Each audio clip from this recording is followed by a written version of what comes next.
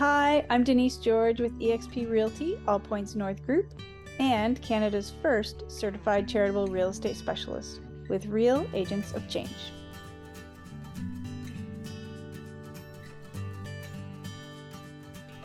Today was a great interview. I had the pleasure of interviewing not one, but several individuals representing Bob Rumball Camp of the Deaf. It was amazing to speak to some of the staff there and hear about their experiences as campers and staff who are making an impact on the children who attend the camp every day. We talked about the history, talked about some of the funding, and we talked about the impact that a charitable donation of real estate might have on the operations of a camp such as themselves. It was pretty inspiring to speak to these young people about the impact that they've had on the young campers that they interact with each day, and also how the camp has changed their lives. I learned a lot about the organization, and I also learned some sign language. I hope you learned something too. Take a listen.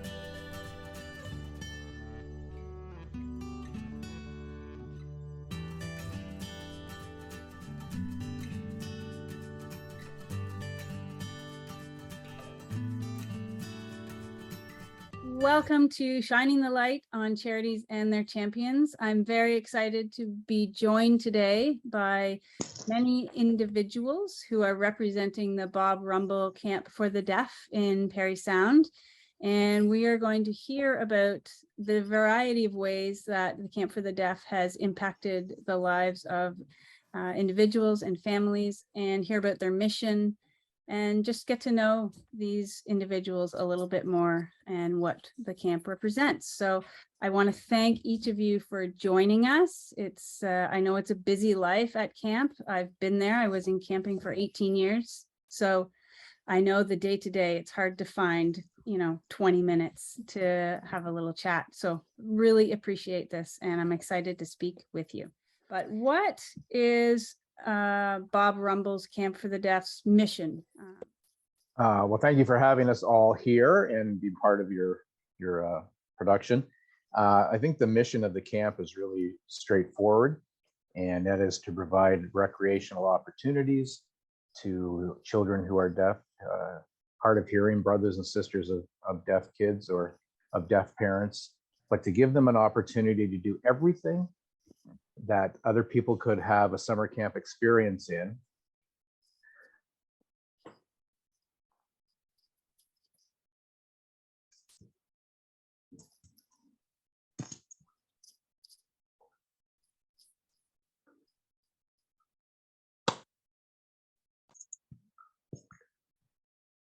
So what I just said there was it's probably a first time where people who are hearing feel out of place because they don't know what's going on. Now, I just asked Vera not to reverse interpret that so that your viewers can have an understanding that maybe for the first time, someone who can hear is left out of the conversation.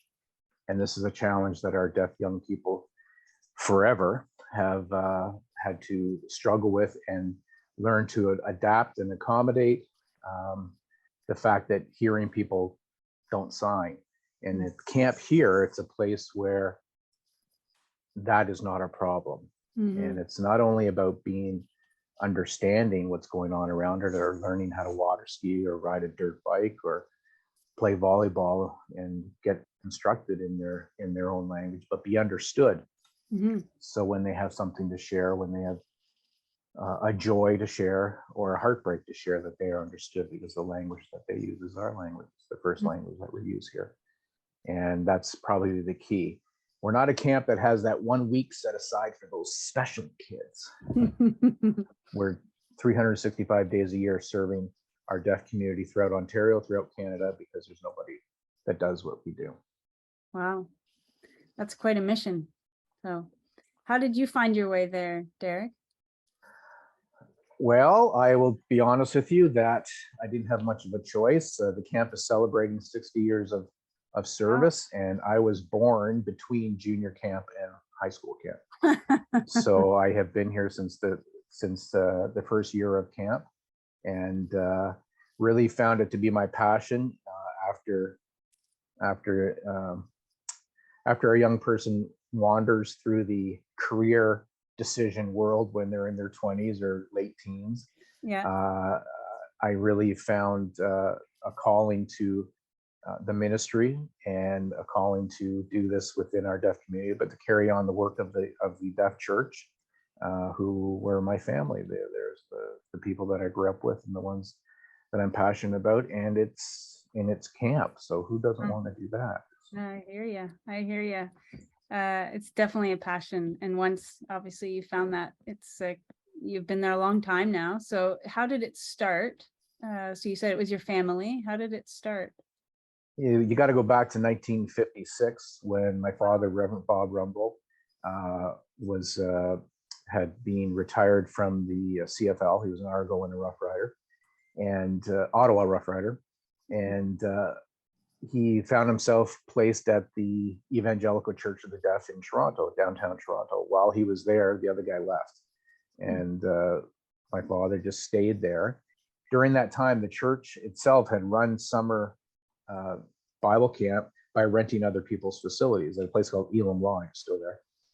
And again, it became very obvious that the church, in order to do what they had envisioned for the community, was to have to own their property. Can't use somebody else's stuff. So on a previous trip back from Winnipeg, playing the Blue Bombers, my dad saw a sign on the highway. It said "Farm for Sale." And he came back up and walked in the middle of the winter into the property. No water, no electricity back then, and did the deal. And the farmer finally agreed to what my dad wanted to pay for it. In 1961 and 1962, they started the first camp. I think there was 8 kids here that first year, and that's really as simple as what it is. It's a function of the ministry of the Evangelical Church of the Deaf, the Ontario Mission of the Deaf, and that's how it started. And we have continued to grown within that focus, that goal of making sure that a kid gets just a chance to water ski, tower jump, Tarzan rope, ride a bike, make new friends, all in their own language. Wow.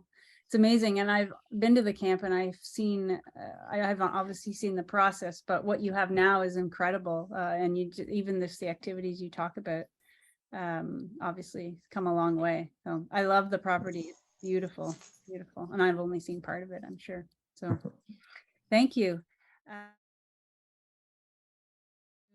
To give me a little bit of background on who you are and what your role is with the camp and how you became a part of it. What drew you to the Bob Rumball Camp for the Deaf? So let's start with Brianna.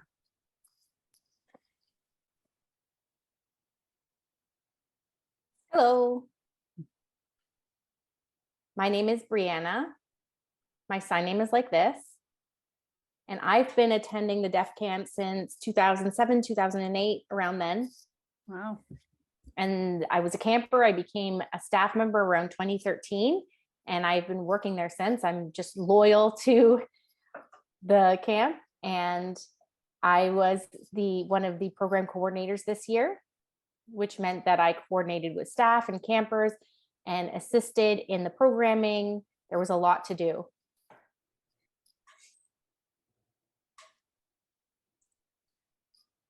I'm the only person in my family that is deaf. Everybody else is able to hear. And so I don't have the same kind of socialization in my personal life as I do at Deaf Camp. I went to a school for the deaf, and just camp really helped me blossom a lot. Just to be involved in the deaf community and make new friends and sign more, all of that stuff. Wow. That sounds empowering. That sounds amazing. Thank you for sharing. Yeah, definitely. Okay, let's move to. And, a lot of campers they see me as a staff member, and they want to become camper or staff members in the future. So it's nice to be looked up to in that way. I can see how that would be very fulfilling. And that's in any camp, obviously, but even more so to have a role model that is the same as you can be an amazing thing that this camp offers. Great, thank you for sharing. Brad, do you want to go next? Hello. My sign name is this. My name is Brad. And I want to thank you so much for this opportunity, giving us a stage to show us what camp has to offer. So I really thank you for that. I worked as an assistant program coordinator this year at camp, and I had so much fun this summer. It was such a wonderful time. And of course, now I'm feeling a little bit worn down, but it's a lot of work and it's a lot of fun. I've been coming to this camp for many years, and I keep coming because it's full of young deaf people, the campers. And, you know, myself as a deaf adult, I feel like those youth need somebody from the community to come and be with those kids and give them that role model to look up to and know that they can do the same things and they have hope for their future. And that's why I keep coming here year after year. Wow. My vision for the camp is to continue to see it grow. I want to give those kids a safe place for many more years to come. Give them a place to continue to grow into the people that they will be. I think that this camp is a wonderful place for everybody, you know, not just kids, but the seniors, the individuals that are served by the Rumball organization with other disabilities. It's a wonderful place that I hope it stays strong and continues to go many years. Amazing. Thank you for sharing, Brad. Role model theme again, so important, obviously. So thank you. Morgan. Yeah, definitely. You? Hello, my name is Morgan and my name is signed like this. I've been coming to camp for so many years, since 2003, I think.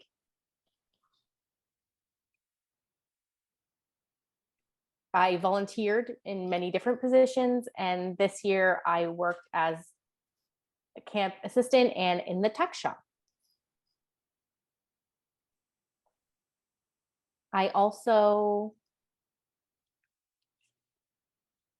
can communicate both verbally and in sign language. I can do either or I can do them at the same time in simultaneous communication.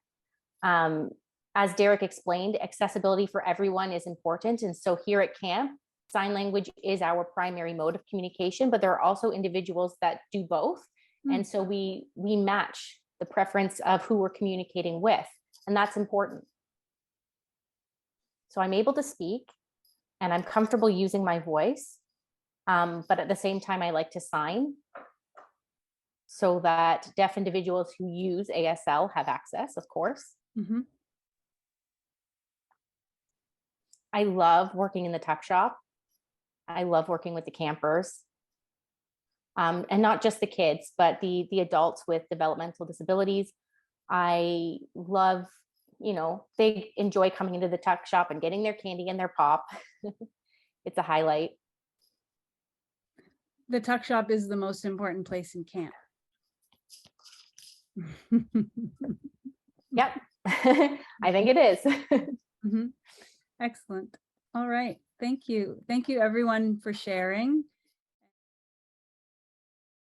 So Derek, let's talk a little bit about some statistics and how you've noticed, if you've noticed any changes in needs over the years. It doesn't just have to be the last couple of COVID years, but in general. When we made the decision to go year round in 93, 94, we set our targets at accommodations around 200, 210 people.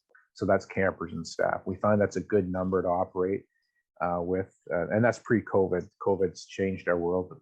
Let me just talk in the bigger picture. And that's a good number because of accommodation, interaction with the kids, being able to feed, do program. It's a good number for us. The facility can support that. We've always had a waiting list. And so statistically speaking, we would probably see, you know, the better part of 1,200 kids come through camp every summer, every year. You'd have to add on more because weekends and whatever we're doing.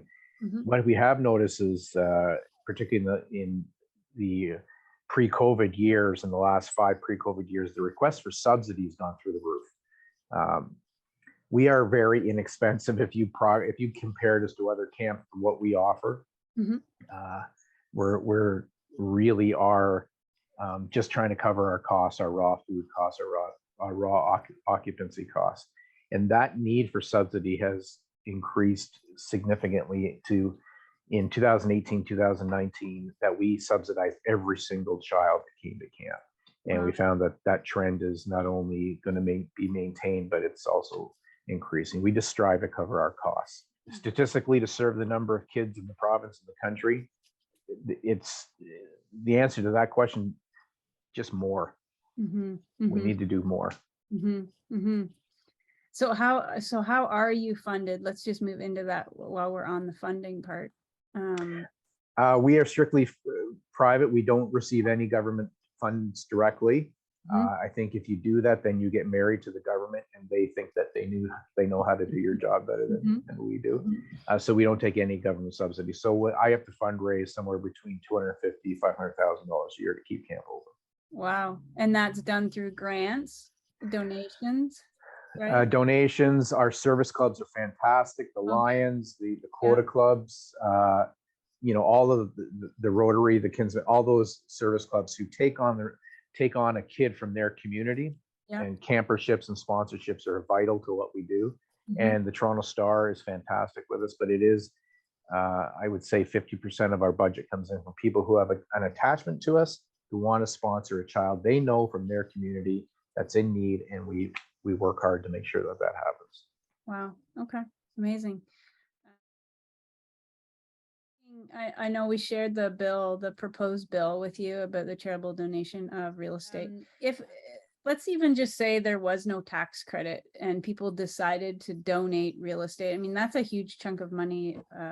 How could that impact your organization if one of your donors decided to donate a piece of land to your organization for the profit?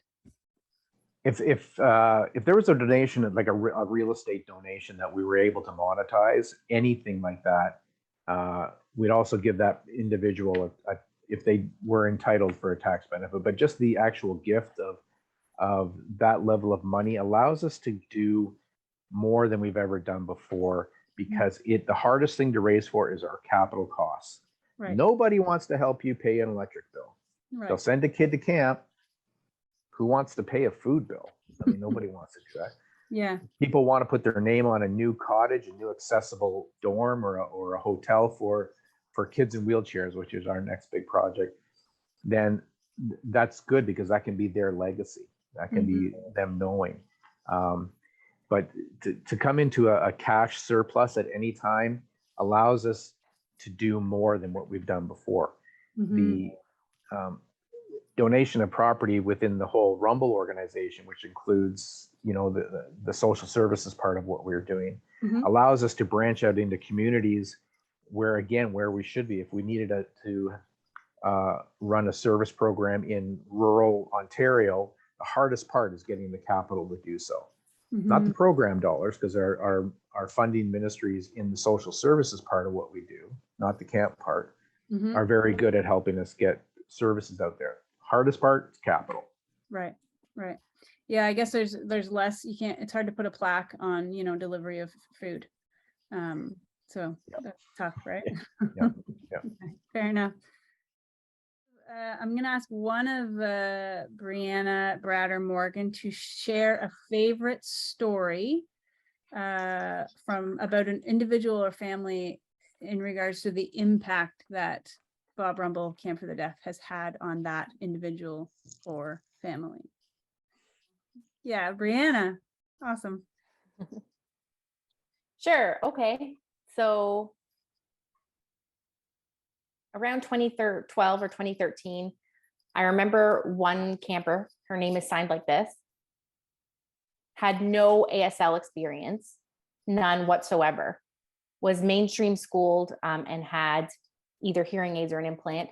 And me as an individual from the deaf school, we didn't know what to make of each other, but I was teaching her signs. I kept teaching her, and she came year after year, and she felt supported because she made friends.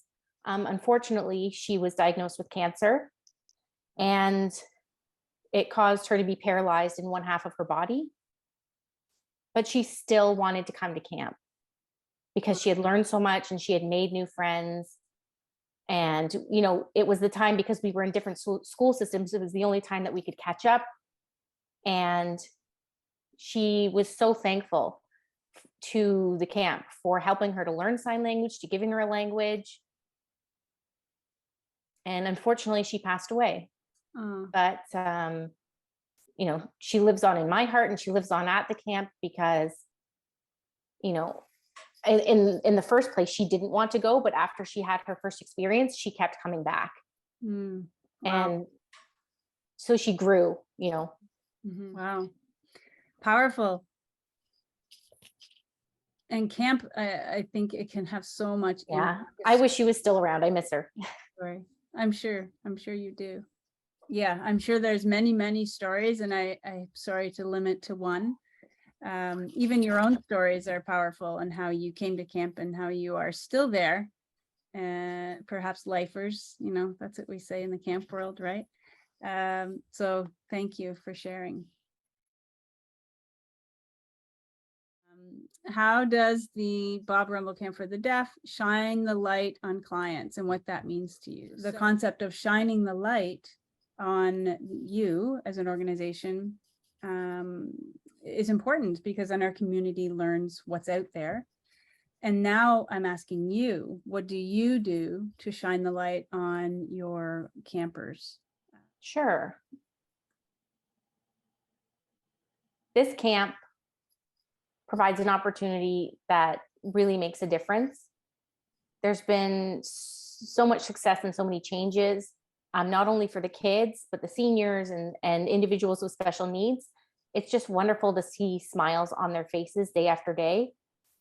The minute they arrive, they never stop smiling.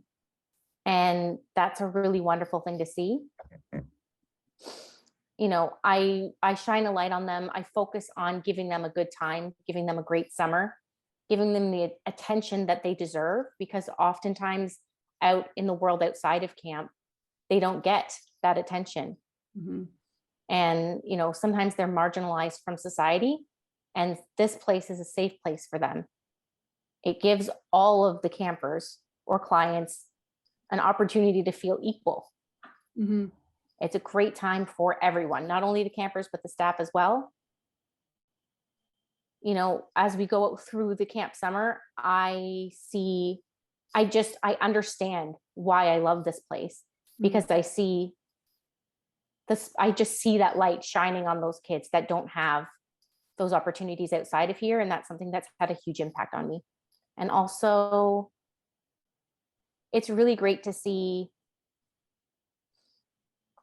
that people can be successful in camp, in the program, you know, going from a camper to a staff member.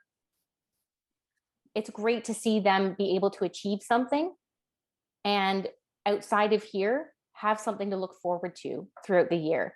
So it's really wonderful to see and observe. And it's something that I think it's really nice to have year after year. Yeah, I think that the light shines on everyone in this camp, whether they're a camper or a staff member, because they're all important.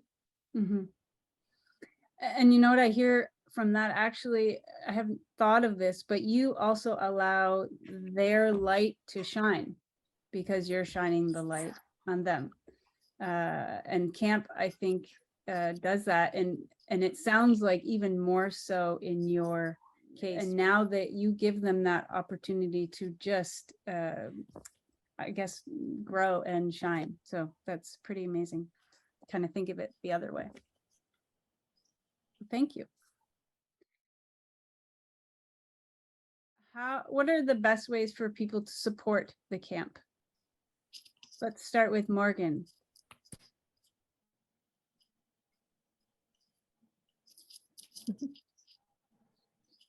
I think that one way people can support the camp is get involved and volunteer. We always are in need of volunteers. And so as many people who want to be involved, they should come and take that opportunity. It would be wonderful. Excellent. Thank you, Morgan. Brad? Yeah. Okay. I want to echo what Morgan said. Volunteers definitely, but also spread the word about this place. Spread the word about Deaf Camp, because it'll eventually get to somebody that has a deaf child that's never heard of this place before. And, they can bring their kid here. So spreading the word is really, really important. Please and thank you. Sure. So I agree with both of the things that they've said. Spread the word and volunteer, definitely. And also network. Get in touch with people to support the camp. People out there know people who are able to donate, who are able to provide things for the camp. So use your network to support us. Okay. And to sum up, Derek, how about you? And then how can people find you if they want to support you? I'm going to teach you some sign language, Denise, and this will give you a visual. So that's partner with us. Okay. Partner with us. Be part of it. The other sign language that I'm going to teach you is this.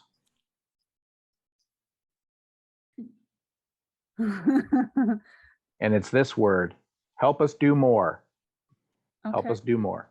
Okay. Best way for it to get involved are for people who, we're looking for people who have aligned values. We're looking for people who really believe in changing a kid's life. I mean, that is really what it is. They're faced with so many challenges, so many pressures, and we want to make sure that they have options, that they make good choices, and that they can feel at home and safe and valued and loved here at camp. So that if they go back to a home that isn't so great, or go back to a school situation that they're struggling, knowing that their camp family, and I will tell you that our deaf young people that you're talking to here are champions, because not only are the kids that we lose to illness or whatever, they become family. Wrap up. BobRumball.org. All the information's there. If you want to donate, you go to the foundation side. Bob Rumball has a foundation that we funnel all of our donations through. And we're just looking for a willingness. Awesome. Awesome. I want to thank you so much. I'm so sorry we're running out of time. I wish I could be here another hour. I really appreciate you all contributing. So thank you so much. And information will be included to contact. Thank you. Thanks so much, girls. Saying thank you. Bye.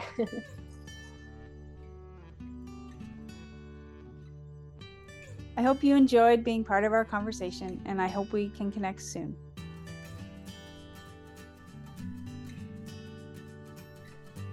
This is Denise George with eXp Realty All Points North Group. I want to thank you for joining me.